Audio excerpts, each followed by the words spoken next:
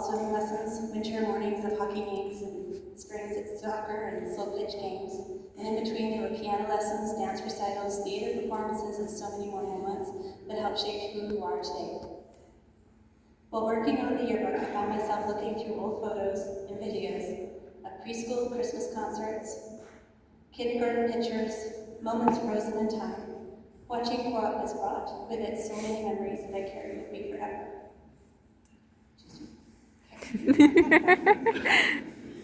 Then you arrived at the high school, and what a time to arrive.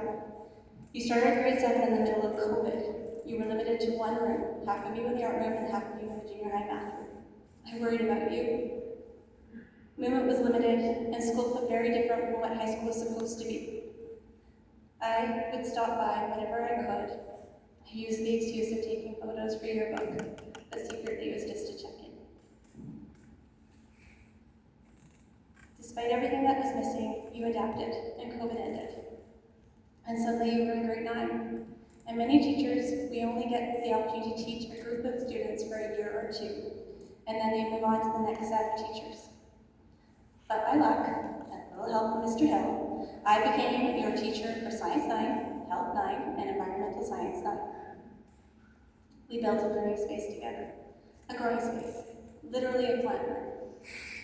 A silver-walled section of my classroom that looked more like something NASA would have constructed. We struggled through the sexual health unit. I'm looking at you, Hudson. We explored one of my favorite topics, science. We brought out the nanograph machine and took turns seeing who could zap who. And while we learned about the ecosystems, atoms, and electricity, something else happened. Something began to make space for me.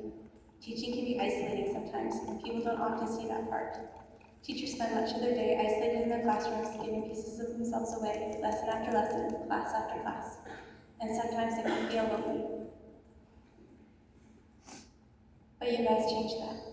You trusted me, you talked to me about things that mattered. Things that were exciting, things that were hard. You brightened my world and you filled my heart. And sometimes you made my heart stop.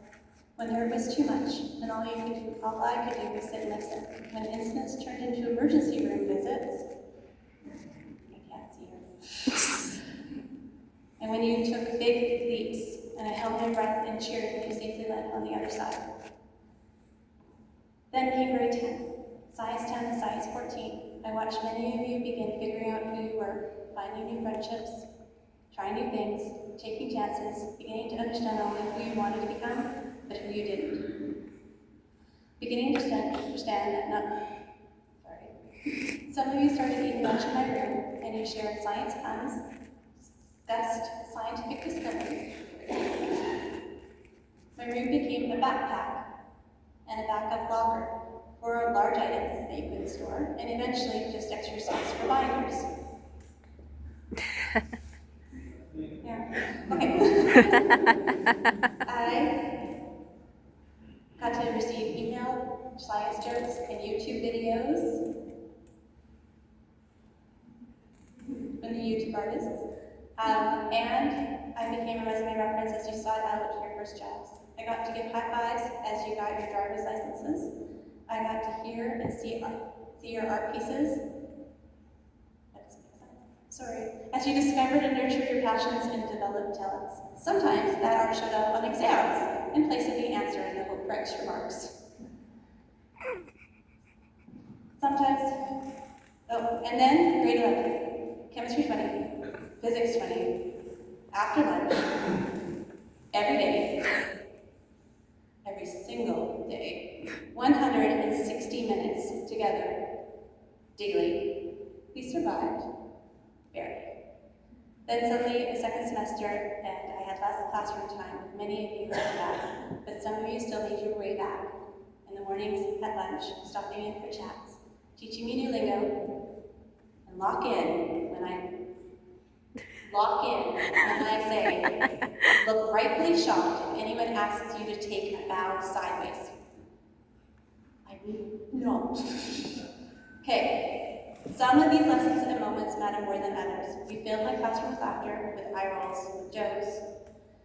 With Just Dance, with conversations that were sometimes filled with hope or the loss of it, with excited bursts and with anxious whispered fears, you shared your views of job prospects and university acceptance notices. And now, here we are. Near the end of grade 12, days away. You are only days away from leaving this place. Leaving this house and my classroom, and leaving this chapter, and finding a new world. A world that will sometimes feel exciting, sometimes overwhelming, and sometimes lonely. You're going to meet people who might feel lost, people who might feel alone, people trying to figure out where they belong. My hope is this for you. Create space for them, the way you create a space for me. Offer kindness, offer belonging, offer patience. We never know when something small, a conversation, an invitation to sit with you, a simple act of kindness can completely change somebody's world. You changed mine. Graduates, I'm incredibly proud of you. Proud of who you are, proud of who you're becoming, and proud of the resilience you have built.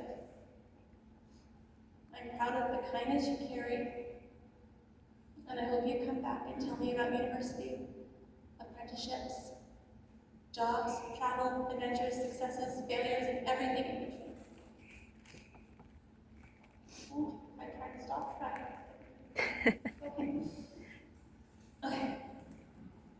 Because while this may feel like an ending for us, the adults that fill this gym, who've had the privilege of watching you grow, it never really is. You will always be a part of our memories and our hearts. I'm so excited for you, and I'm also very sad for me, because I will miss you more than you know. And please know, I love you. Congratulations.